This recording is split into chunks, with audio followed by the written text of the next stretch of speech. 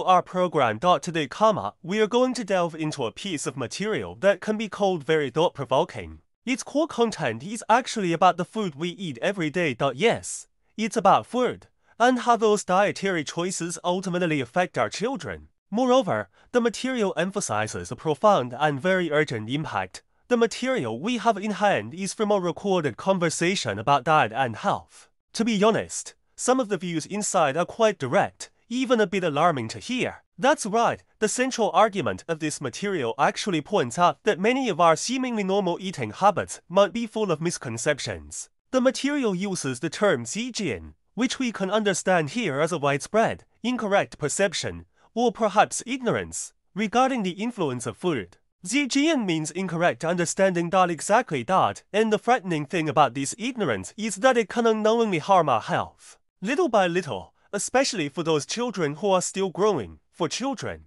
Yes, because their bodies and minds are still developing. The impact, the material believes, is particularly drastic. And you see, right at the beginning, the material singles out one thing that everyone might both love and hate: sugar. It says this seemingly simple thing can simultaneously affect three levels: the physical, the spiritual, and the psychological. Wait a minute, physical, spiritual, psychological, is sugar that powerful? This scope is quite broad.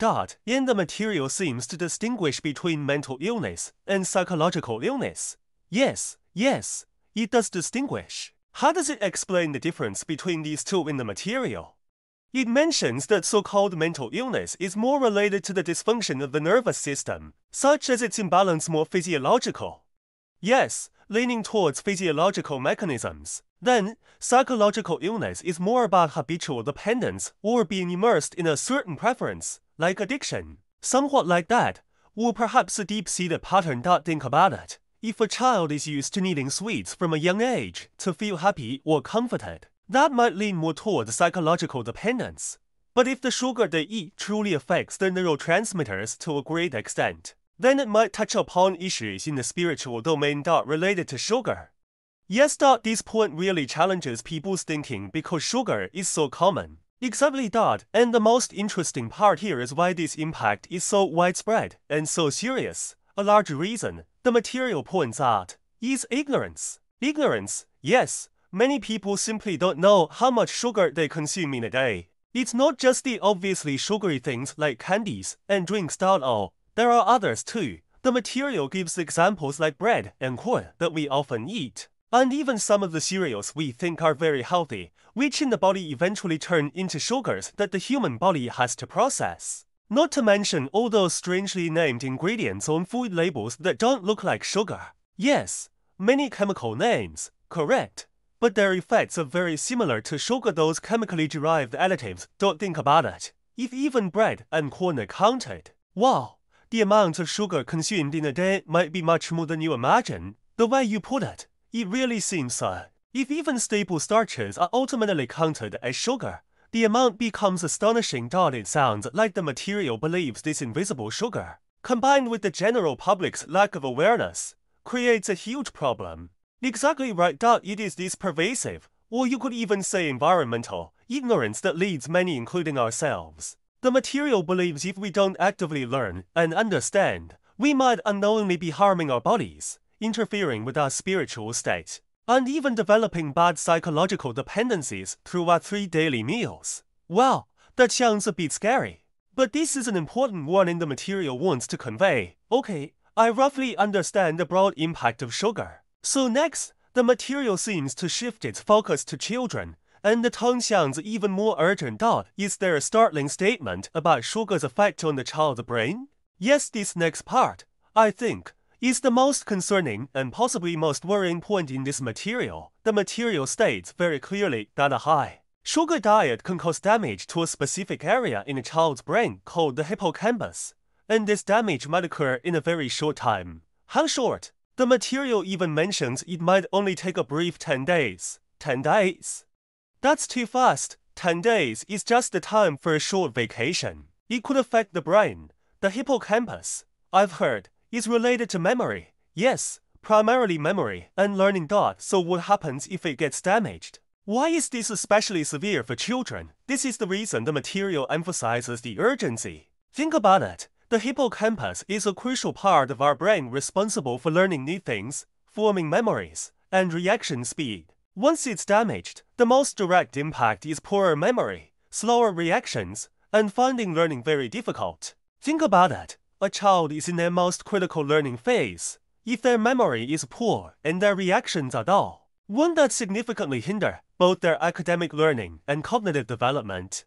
It certainly will. Learning effectiveness will definitely suffer. And the material also raises a point to explain why this is particularly severe for children. It says that adults might have accumulated decades of knowledge and experience, perhaps having some reserve to sustain them some foundation. Yes, they can still manage daily life and work, but children are different. They are building their foundation. They don't have much of a reserve to draw upon. Their brain's learning and memory functions are the foundation for the building of their future. If this foundation is damaged very early due to wrong eating, the consequences, the material believes, could be very, very far-reaching. Heavens, that sounds truly worrying. It's like directly damaging the most important tool for learning during the most crucial period of a child's development. And does the material also mention that it's not just sugar, but other common foods carry similar risks? That's right, this is also a very important supplement. The material points out that it's not just a high-sugar diet. Things that are super common in our lives, like fried foods and barbecued, grilled foods, also have a damaging effect on the hippocampus, fried ones and barbecued, grilled ones. Yes, things like fried chicken and French fries, barbecue, donuts, etc. Aren't those exactly the things that children love most in modern food culture? Yes, they are. They are even dishes that appear at family gatherings and celebrations. This is where the problem lies. The material highlights that these harmful foods high in sugar, fried, or grilled happen to be extremely popular in our current society, especially under the influence of Western diets, often considered delicious treats. They are everywhere. The snack stalls next to schools, the dishes on our family tables. So, think about it. If we put all these factors together, the pervasive dietary zhejian, or misconception, the invisible sugars, the rapid and severe damage to the child's hippocampus, plus the everywhere presence of fried and grilled foods, the picture the material paints is quite worrying. It basically suggests that we might be unknowingly exposing our next generation, right from childhood, to a risk that continuously harms their learning foundation and developmental potential. This is the core reason it keeps emphasizing urgency. Yes, that is the core reason. After you've analyzed the seriousness and the urgency of the problem like this, I really want to know, what can be done? Does the material offer any direction or suggestions, especially for children? What they like to eat is often not something they can decide for themselves. Right, what the family gives them, what classmates eat, what schools sell, changing these seems incredibly difficult. You've hit on the key point. This is also what the material considers the biggest challenge. It uses the terms anshi, the character for inscience, and the character for learning. Yes, it means that from a very young age, children are constantly instilled with certain concepts by their surrounding environment, parents, relatives, friends, schools, TV advertisements, etc., like desserts or rewards. Fried chicken is delicious. All gatherings must involve grilling. These incorrectly ingrained concepts and taste preferences, once deeply established, become very difficult to change as they grow up. So, the material means that waiting until they are older to change them might be too late. It needs to start from the root. Exactly right. The material believes that establishing correct perceptions from childhood is the most crucial, perhaps even the only truly effective method, because rather than waiting for bad habits to form and then struggling to break them, it's better to let children know right from the start what is truly good for their bodies. The concept of prevention is better than cure. Right, so what exactly should be done? Establishing correct perceptions still sounds a bit abstract. This is where a very important question comes in. How can this be done effectively? The material actually offers a rather concrete suggestion. What is it? It advocates for actively entering the school system. Entering schools? Yes, it believes that relevant health and nutrition courses should be offered in schools. And this class shouldn't just be rote recitation of nutritional facts. The material specifically emphasizes that children must fully learn and deeply understand the real impact these foods have on their bodies, especially their brains. Not just discussing the benefits, but making them clearly aware of the potential harm from long-term consumption of these unhealthy foods. The material even suggests making children develop a sense of alertness. What sense of alertness? A self-awareness. A fear of ruining themselves. Wow, ruining themselves. That's strong wording. Yes, it means making them realize that if they eat the wrong things, it could put them at a severe disadvantage later in life, whether in learning, work, or other aspects of life. Through education, making children realize the prices themselves, should they proactively choose healthy foods. That sounds like a very fundamental method, but it seems to require the entire education system to get involved. That's right, it's a major undertaking. Besides education, does the material mention anything else? For example, if someone is already eating poorly, is there any hope for recovery? Is there a chance for remediation? There is. This part gives a relatively hopeful message, but it also comes with a warning. A hope and a warning. It points out that according to some research, the hippocampus in our brain actually has a certain degree of regeneration and recovery ability. The hippocampus can regenerate. I've never heard that before. Yes, this might explain why some people, even with consistently poor eating habits, can still manage their lives and think without immediately collapsing. However, here's the key. The material also sternly warns that this regenerative ability is limited. It's not an infinite resource for you to squander. Limited, yes. The material uses an analogy perhaps not entirely precise, but very vivid. It says suppose a person's hippocampal regeneration mechanism can only be activated, say, 100 times in their entire life. 100 times in a lifetime. Yes, that's a hypothetical number.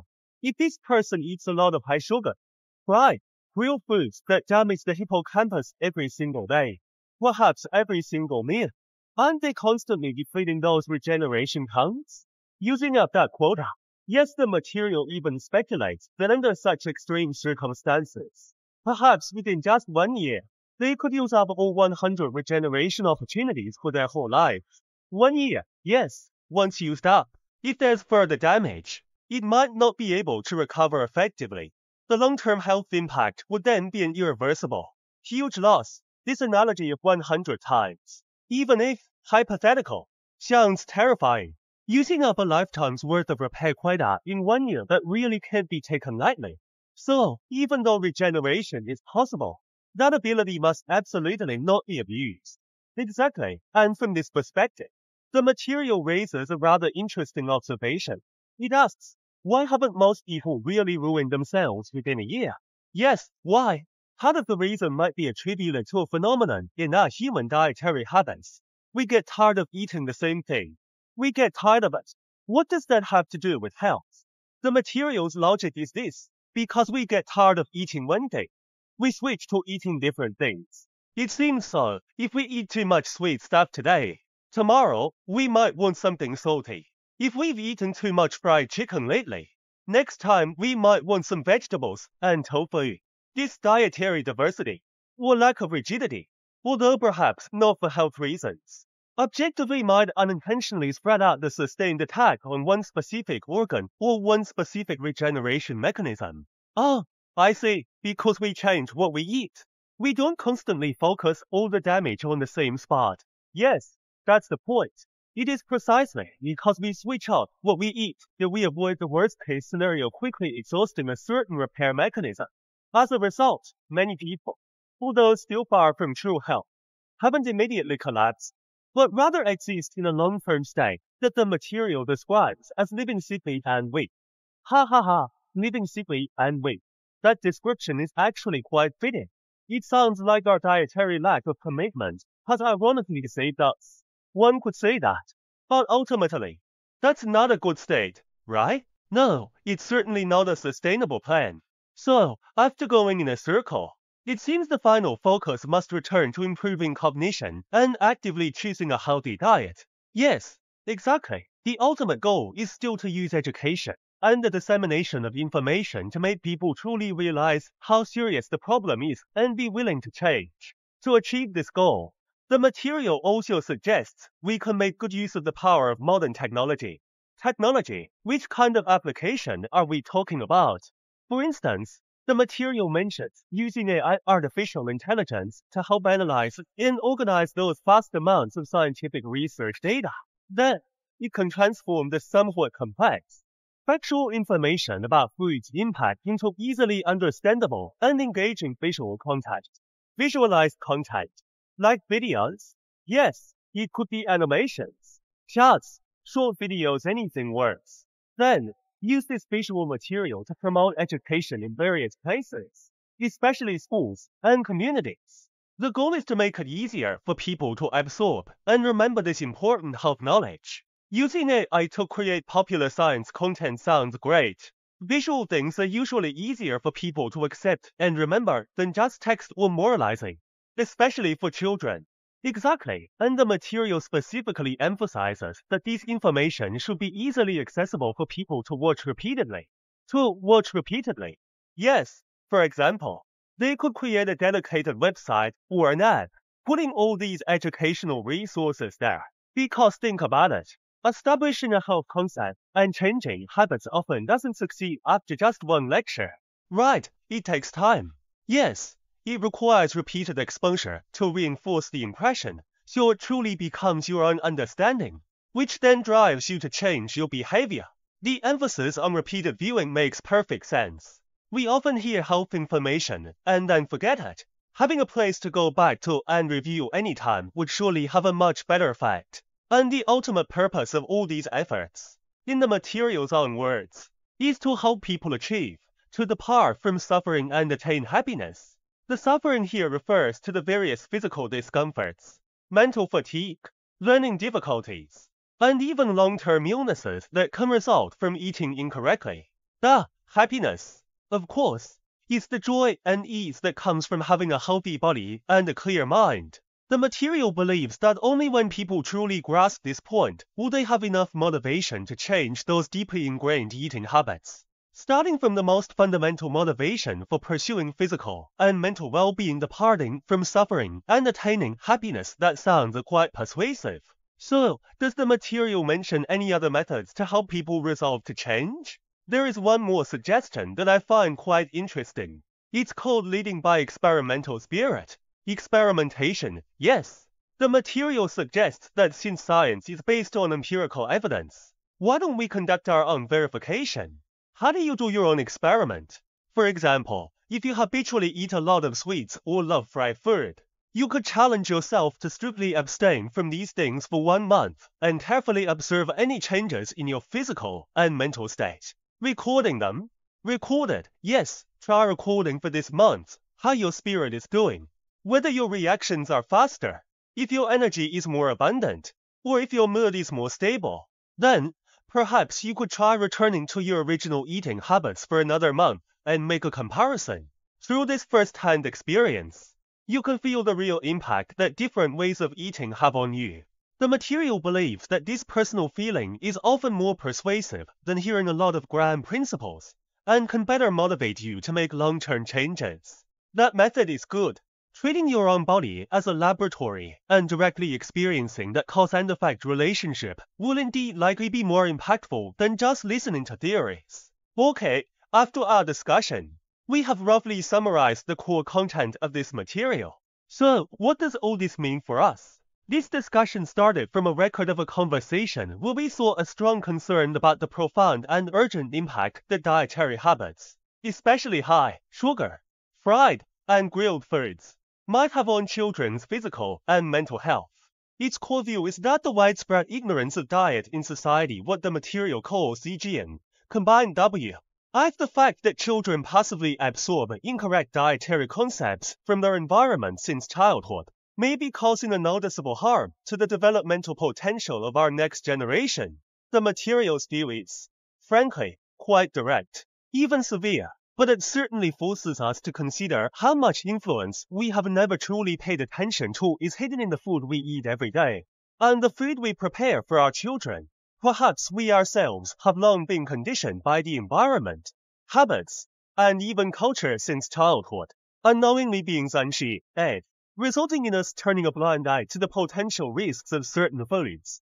The material's appeal is actually very clear. Education, cognition, and awakening are the keys to reversing this situation.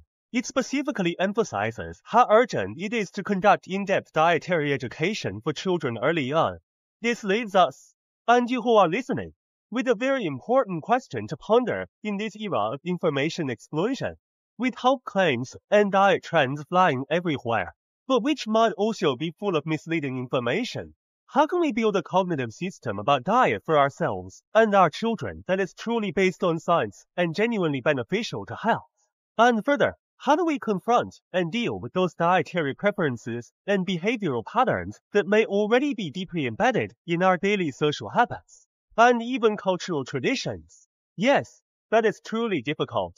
This is clearly not an easy question to answer, but according to the view of this material, it is a topic concerning the health and happiness of future generations that deserves very serious consideration from every one of us. Thank you for listening.